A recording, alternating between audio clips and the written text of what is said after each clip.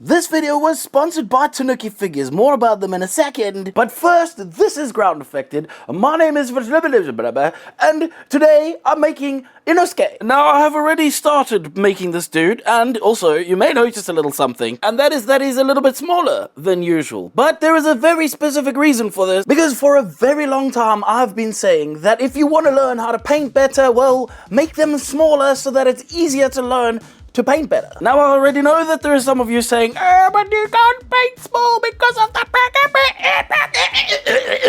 Yes, the painting technique mildly differs, and by like a ball hair of difference. And sure, you're going to need to push the contrast a whole lot more. But by learning to paint smaller, you're actually training yourself to paint bigger. And I'll tell you exactly why. These things cost a lot of money to print and also to paint because you use a lot of materials. Also, there is nowhere to put them, as evidenced by them being all over the place and taking up every single damn corner of my shop. By making them smaller, you're going to be able to fit a whole lot more. Because unless you have a massive display area or somewhere to keep them, you're going to end up running out of space. And so my suggestion is just make them smaller, because that way you're going to learn a whole lot more by painting more, because you can fit more on your shelf. Okay, but fitting things on the shelf is not actually the main important reason for painting smaller. It's because you can learn a lot quicker. You're going to paint one of these a little bit quicker than you are a large scale statue, but it's going to cost you less in resin, it's going to cost you less in failures when it fails, it costs you less in paint. It's all round a bonus. And I know, okay, you might not like miniatures. I don't care. No one cares because you like big statues and you don't like miniatures, or you like miniatures but you don't like big. No one cares. Only you care. So if you don't care, well then don't do it.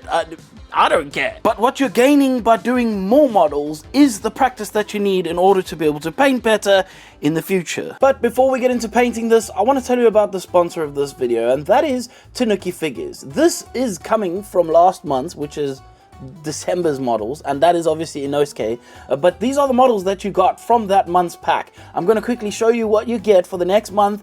There are literally some freaking epic models already coming out of this place. If you're interested, go check out the link in the description for Tanuki Figures so that you can 3D print and paint a model like this for yourself. Thank you, Tanuki Figures, for sponsoring this video.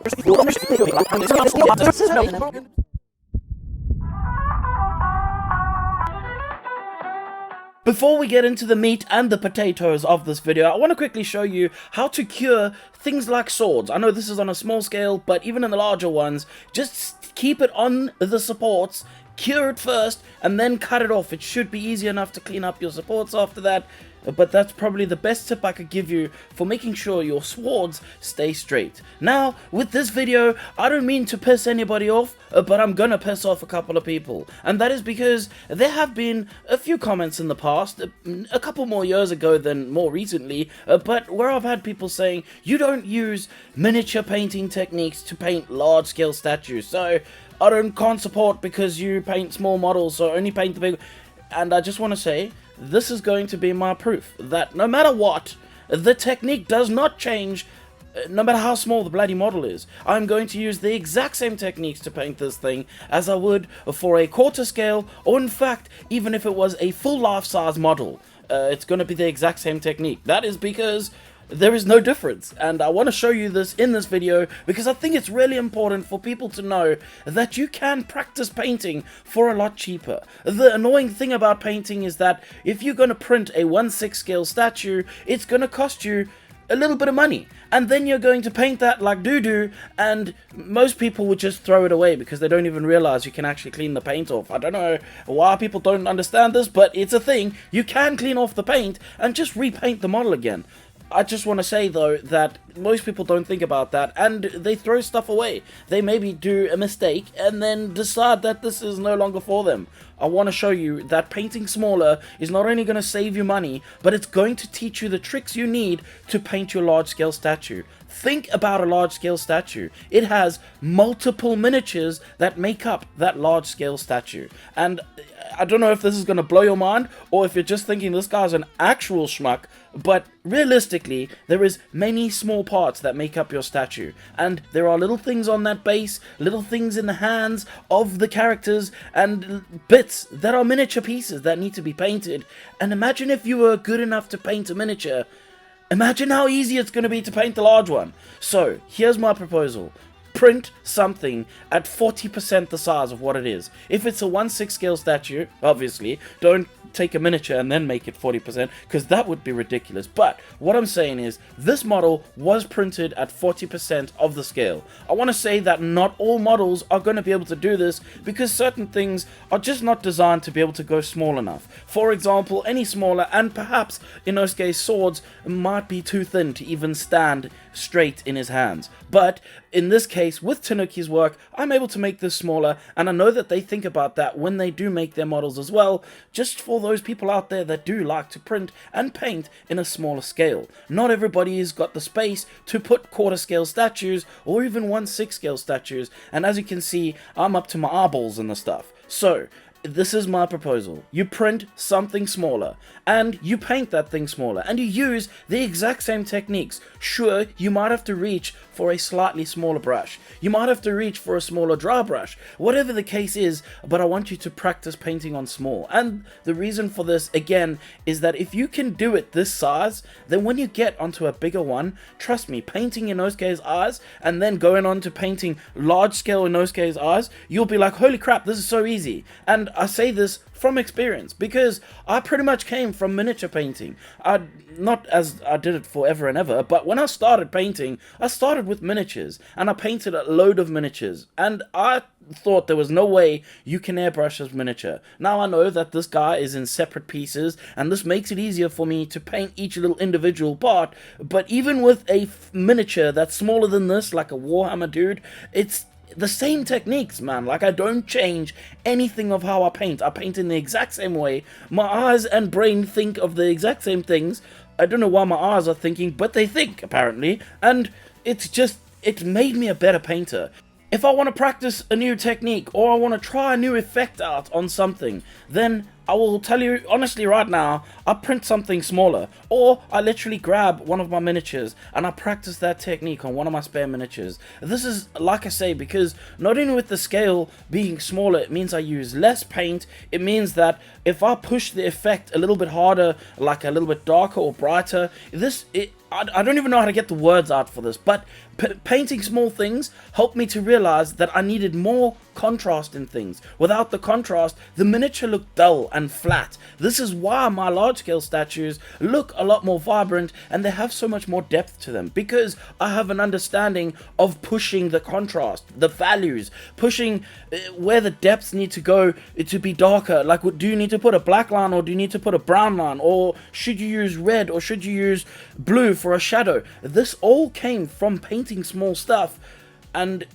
honestly, I just think that people need to do it, because it will make you a better painter. It will save you time, and like I say, it's going to be hard. Your first couple ones, they're going to suck. Obviously, they're going to suck. It's going to be like you're learning to paint all over again. But the skills that you learn painting these small models are going to translate so much for you later. There's going to be areas like, for example, where I'm doing edge highlighting here and adding some highlights with the brush onto things that you wouldn't even think of doing if you were painting a large scale model, because it's just so big. You wouldn't think of doing that, because you see the light already, it's standing in your hand, the model's large enough that light is casting shadows across the piece, and it makes you feel like you've done enough contrast to make this thing work.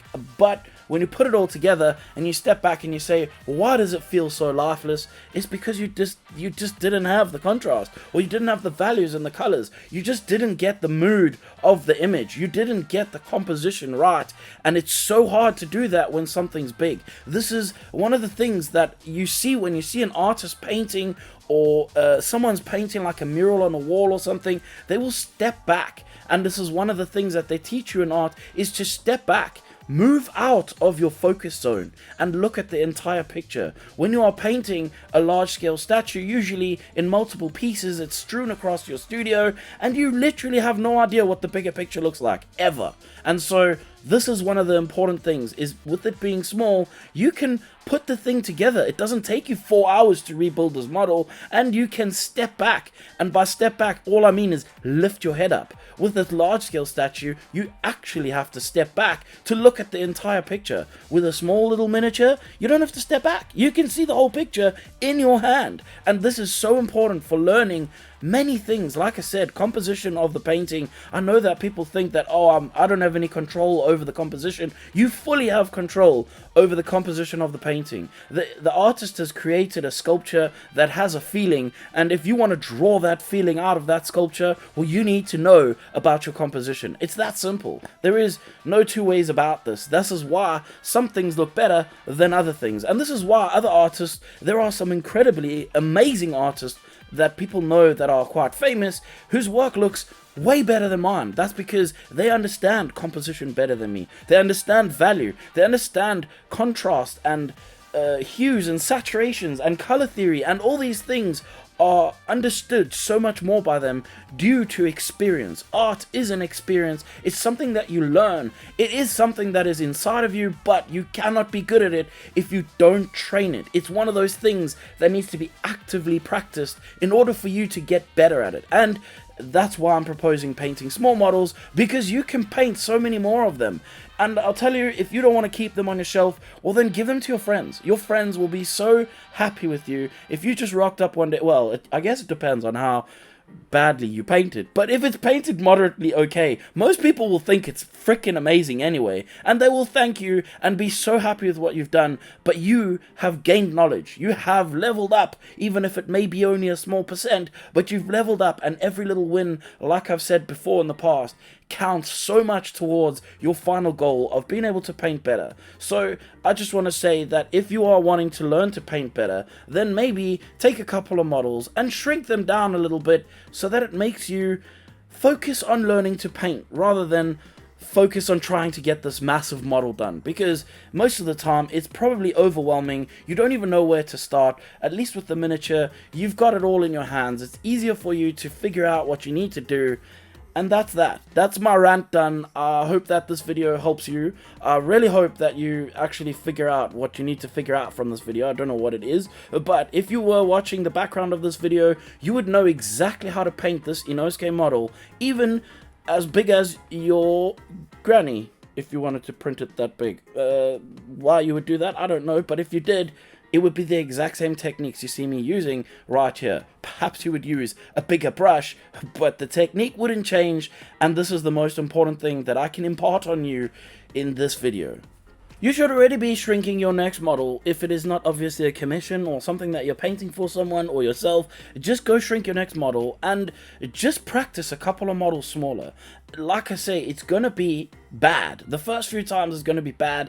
Painting eyes is really gonna suck, but if you can master painting eyes on this size of a model, like if you get them even to look remotely good, then trust me, when you paint your next 1/6 scale model after 4 or 5 of these, you are literally going to see the light as if Jesus himself came down and gave you a gift from his Father God. That's the way I feel. That's genuinely how I feel about this.